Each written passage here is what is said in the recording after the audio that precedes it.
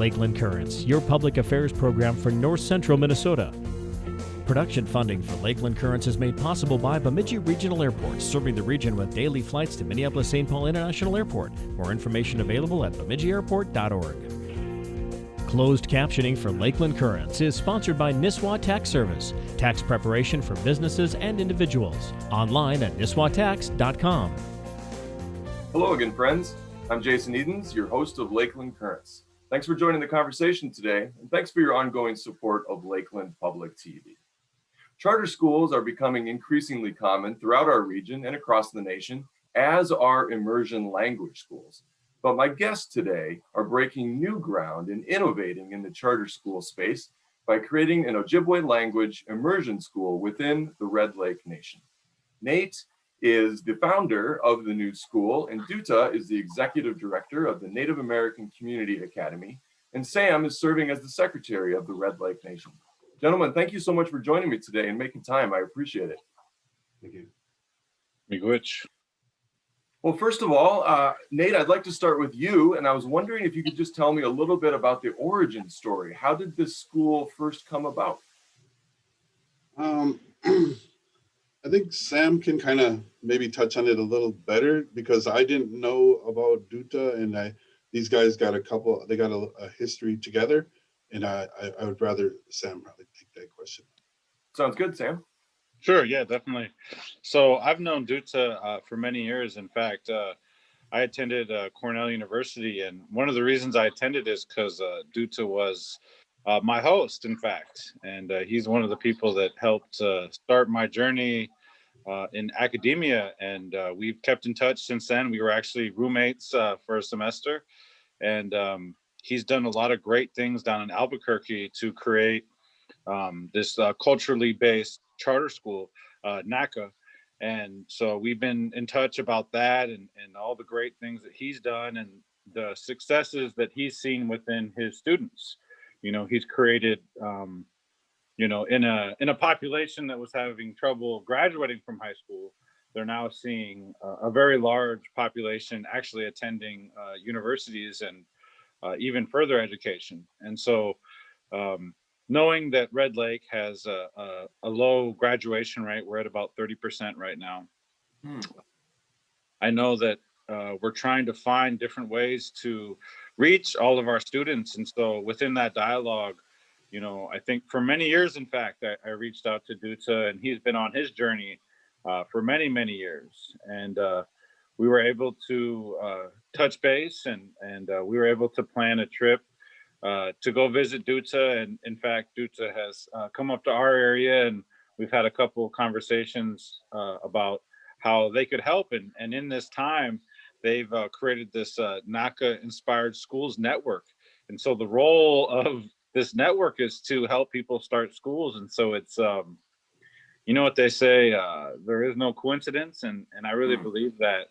And, you know, myself and Duta and Nate, you know, we had a very, what I would say is a very inspirational experience when we went to go visit their school. We saw what they were doing. And not only that, but, you know, just through prayer and through working with one another on a really deep level, we've come to, you know, this conclusion that together we can really help our kids here. We can help change the disparities that we see within education. And more importantly, we can, you know, change generations of people that have sadly lived in poverty and really gone through a lot of trauma due to, you know, the boarding schools and, you know, relocation, all of these horrible elimination policies of the federal government. We can overcome that through culture and through teaching our children how to succeed. And so I think we've come to a point now where this dream is coming to fruition. It's becoming a reality, and it's incredibly inspiring. And you know, I'm just a small part of this. You know, I was lucky enough to know both Nate and Duta and connect the two. And you know, I have some ability here in the tribe to help bring resources to the table, as well as, you know, my development experience. And so, you know, I'm here to try to help make this dream become a reality, but it's really it's becoming much more than even what I originally thought it could be. And that's in large part due to the work that Duta is doing with the NACA Inspired Network and all the resources he's brought to the table. But more importantly, it's really down to the great work that Nate and his team and all of our community members have put forth to make this dream really become a reality. So I think that's kind of my part. And I want, I don't want to try to take credit for all this great work that all of us done, but I'm just happy to be a part of it. And I'm lucky enough to have spent a lot of time with both of these individuals on the call and be able to help see, have their dreams become a part of our dream here in Red Lake and help bring that to our people. So I'm really just honored to be a part of it. And so I'm more than happy to have Duta talk a lot about it too, because I know we've had these conversations for years and years, and without their help, we wouldn't be where we are today. So maybe he could speak some on that as well. Absolutely. Well, Mr. Secretary, first and foremost, I just want to thank you for sharing the vision of the school. That was actually my next question, so I really appreciate that. Duta, if you would tell us a little bit more about NACA and the Inspired Schools. I didn't realize that this school that will be based in Red Lake, I didn't realize its origin story was related to New Mexico and Albuquerque. So tell me how this came to be. Yeah, and maybe loosely associated, just as we think about the evolution of education, right? Like NACA was created in 2006. But my argument is always that it goes back decades, if you will, in terms of like our relatives asking the question of what is it going to take to adequately educate our students and our youngest people based upon the priorities that we set out. So you ask elders, aunties, uncles, grandmas, and grandpas what they want to see in their relatives as they move through school. You'll hear things like college access. You'll hear things like about performance, and you'll also hear things about language and about stories and about songs and about identity and culture.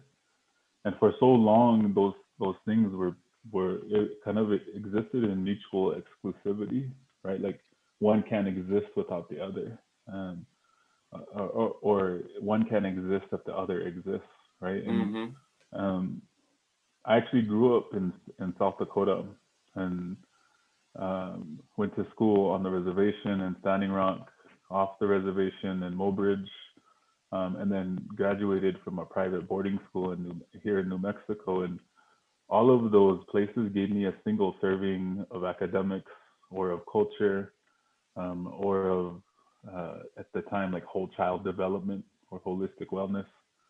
It wasn't until I heard the presentation once upon a time in Albuquerque here that is like, what if we did all of it together?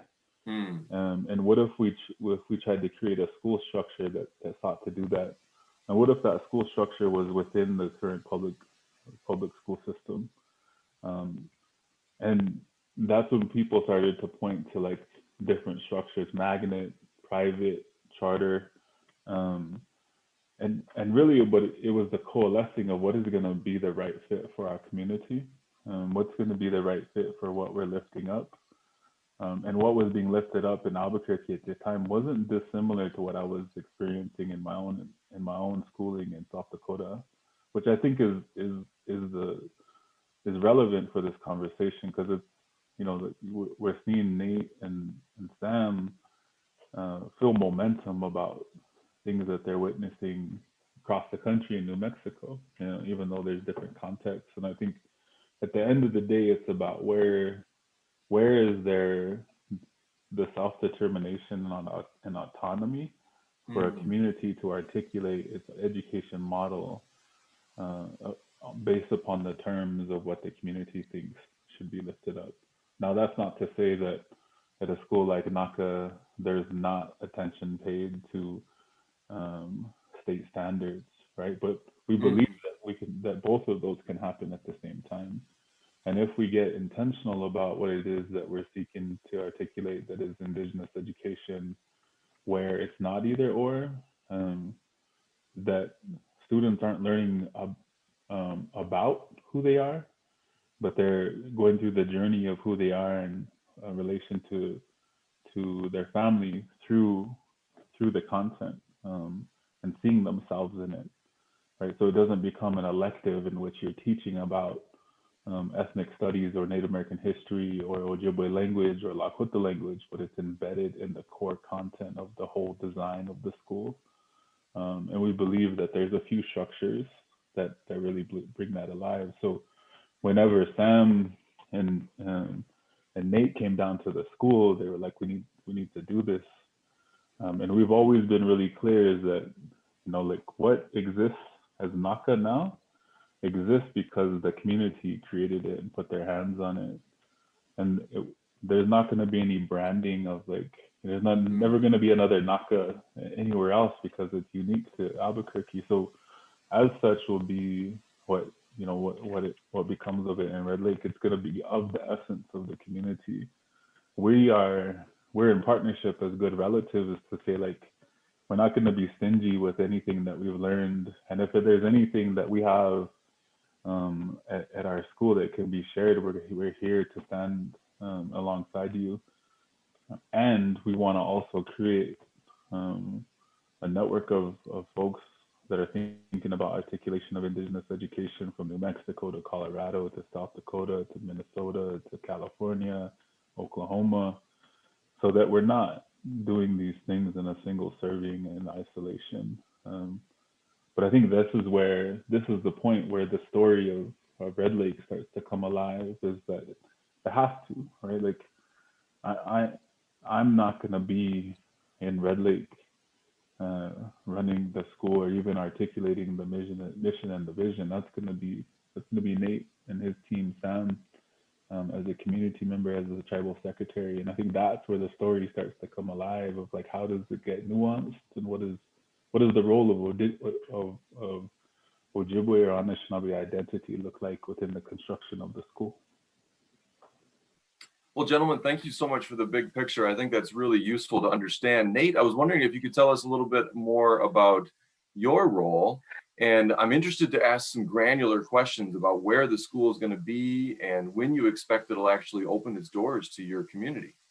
I'll start out first with that connection is most important, so we had a relationship, call it maybe a umbilical cord to our ancestors, to the plant world, to the water world, to our community. And that was where our strength was. We felt we were a part of nature. It wasn't, it didn't differentiate.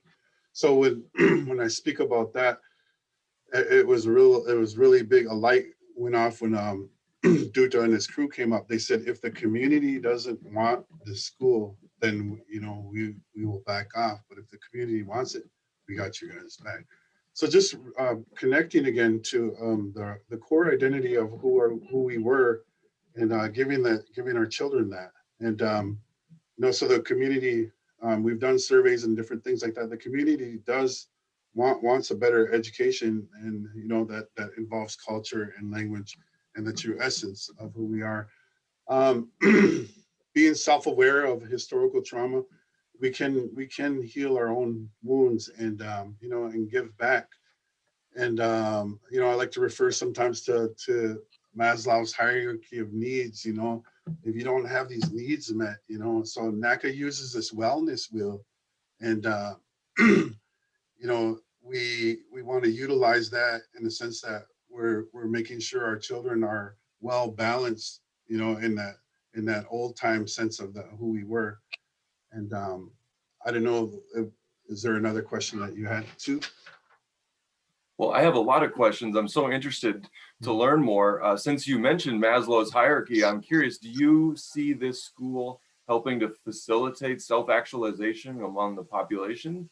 I guess I'm curious to know how you see the community being different in the future. And maybe that's a question that you can answer, Nate, I'm sorry, excuse me, and you too, Sam. So I used to go to Haskell Indian Nations, and that's where I met my wife at. And they have, it's an old boarding school. So it's like a historical center. And you can see where our language and culture was kind of ripped from us. Now, I don't want to be angry in any way. I just want to like promote that healing, that to recognize what happened and how do we remedy that. So that's a lot of why I came home and to understand that, that, well, how do we get to that point? I mean, you got to get to a point where you're tired of pointing fingers and you start to say, you point at yourself and you say, hey, how can we take this on and help our children? And I'm content with, it may not happen in my lifetime, but as long as we get that ball rolling and to push that message and that vision and the mission, you know. So we also have a school that's been up here for, we're on our 7th year. It's a Wasabic language immersion school, and we teach 3 and 4-year-olds, but our reach is only to that level. And it's tribally run, the school is, it's not part of the school district or anything. But so we want to extend that. And we wanted to extend. And so when we start out, our school will be K through 5, and we're trying to reach those kids that went through our program and still hold on and still, have that connection that we implanted in them at 3 and 4 years old. And our Mr. school Secretary, I apologize. Please. Sorry. I forgot to answer your question earlier. You said the school, or we plan to open our doors the fall of 22. Fall of 22. Okay, excellent. Mr. Secretary, I was wondering if you could tell us a little bit about how many Ojibwe speakers there are among the Red Lakers. In the Red Lake Nation, how many people are currently fluent? And this number sadly is changing weekly and monthly in these hard times. It's a number that there's not an exact number of speakers. In terms of fluent speakers, the number is lowering by the day. In terms of people that first language speakers, that number is growing even smaller. I think there's a whole population, a generation of people such as Nate and even myself to a certain degree that do speak the language at some capacity and are learning it. And so, I know we have a list of elders that we started putting together, these first language speakers, and there's about 60 on that list. A couple of years ago, we did a study and we found about 180.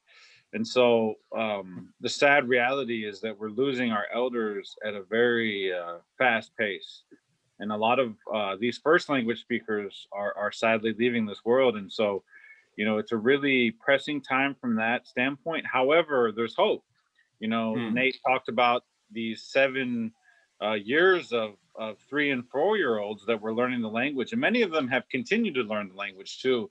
I think there's been some limitations there, working with the public school system and some of the complexities that go along with that.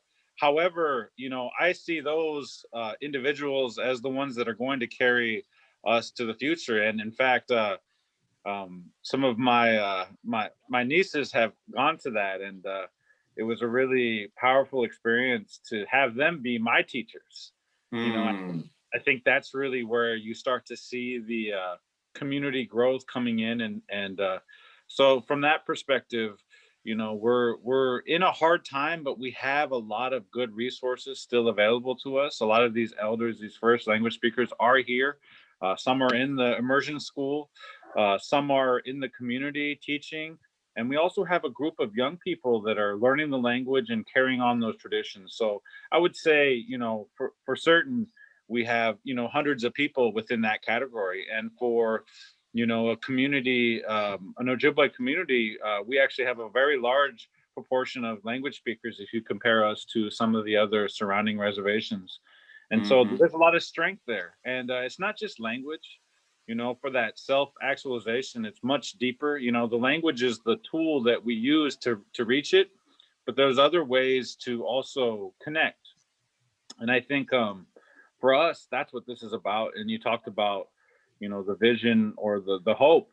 And the hope is that we can use these resources that we've always had, our language, our culture, our identity, and help this next generation reach that point of self-actualization and really aspire to much greater things and change, this generational poverty that has continued to plague our people ever since, these instances of historical trauma.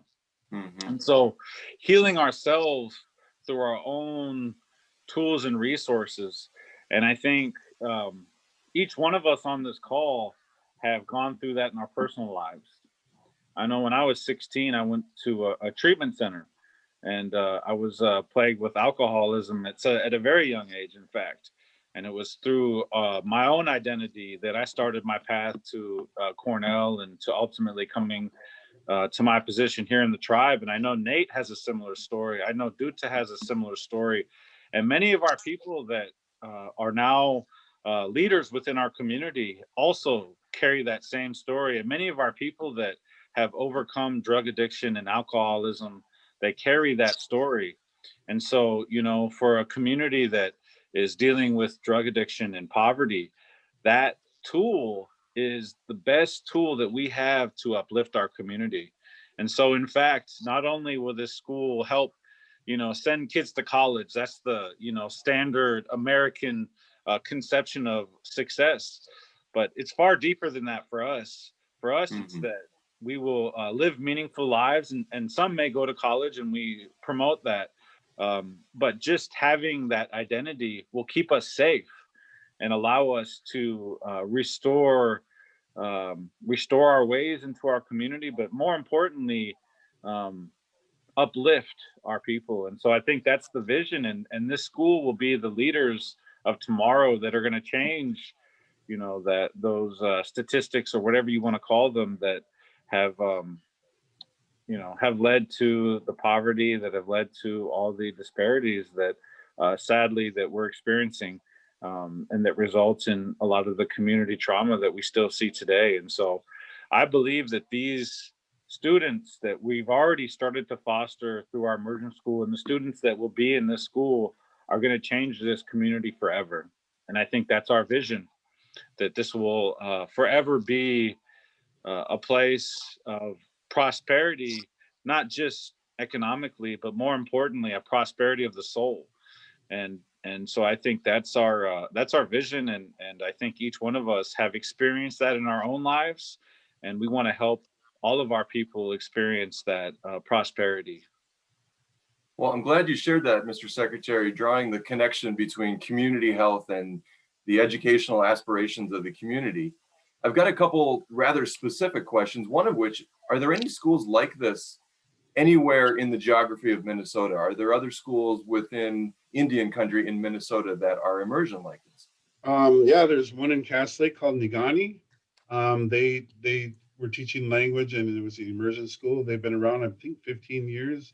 I know there's one in Wisconsin. They've been around 20 years, and they're full on language immersion, and they teach it's kind of land-based philosophies also. And I know that there's maybe 2 or 3 in Minneapolis area. One is called Bedote, and forgot some of the, and one more in Duluth, Misabe Kong.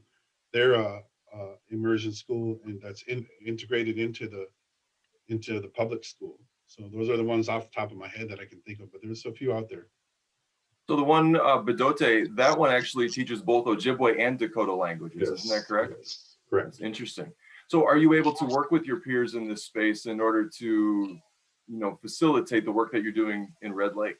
There is organizations out there that are developing curriculum and getting people onto the same page, like with the curriculum, like you just said, there's other schools out there. Well, we got to connect more and be on the same wavelength. And there is efforts out there. It's in the works. And even though this is new, it's also old in the sense that, that I was talking about the connection earlier. We want to connect back to Mother Earth. And there's a lot of things that we've always done. And so we want to bring that back again. We're not reinventing the wheel. We're just trying to be who we always were. And if you think about how we lost it, it was shattered, and now we're picking up the pieces again and remembering, it's okay to be who we are. And we really want to promote that, the way that things are going in the world, that you need that inner to promote that beauty, that connection. And we want our kids to have a worldview where they can share who they are and respect others, and that's what we really want out of our children.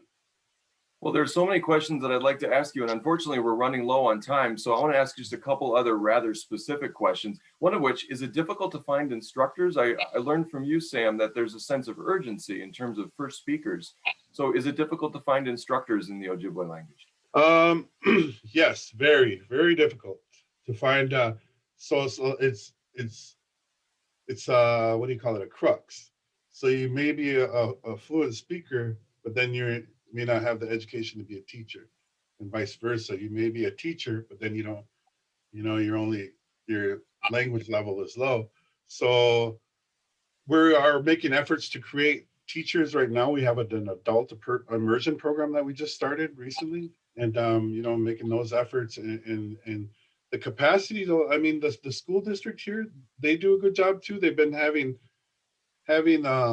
postings, for Ojibwe language teachers, and nobody's been applying. So that shows right there that this is, something that we're probably going to have to homegrown and create from within.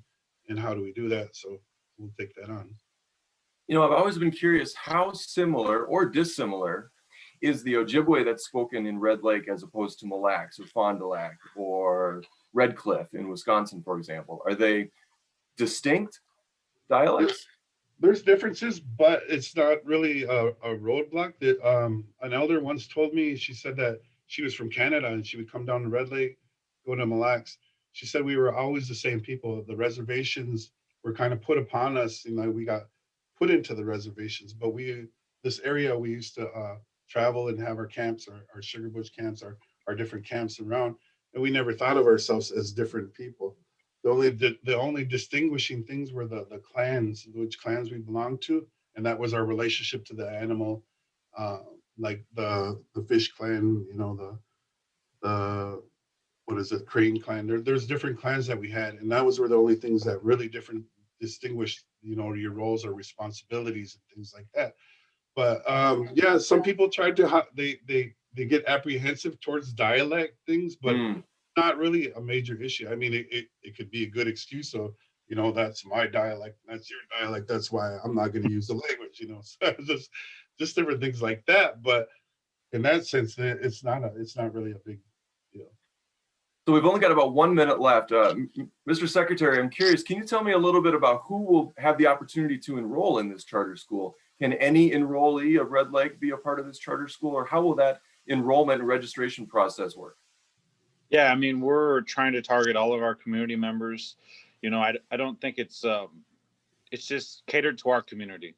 And so anyone that's a part of our community or in the surrounding areas, we want to cater to those individuals, and anyone that has the capacity to, come to our school, we'll try to serve them, and the hope is that we grow this concept, and we have a lot of tribal members in the Twin Cities. And so in the same way that, NACA is helping us grow, we want to help grow a school in Minneapolis too, once we get our feet on the ground, and bring these same teachings to all of our people. And so I think the goal is to serve anyone that's in our area, but ultimately even beyond that. So Nate, I'd like to close with you. What do you need in order to bring this to fruition between now and the fall of 2022? How can the community help you? To remember our children are very important to our future, and and coming together as a community and remembering how important our children are. Our people always thought 7 generations down the line. We thought about our children, their children, their children. And that's how we lived with the world. Well, gentlemen, I'm so glad we had the opportunity to learn about the school and your efforts. And I thank you for what you're doing. And I thank you so much for taking the time to visit with me today. Cool. Chi Miigwech. And thank all of you once again for joining me. I'm Jason Edens, your host of Lakeland Currents. Be kind and be well. We'll see you next week.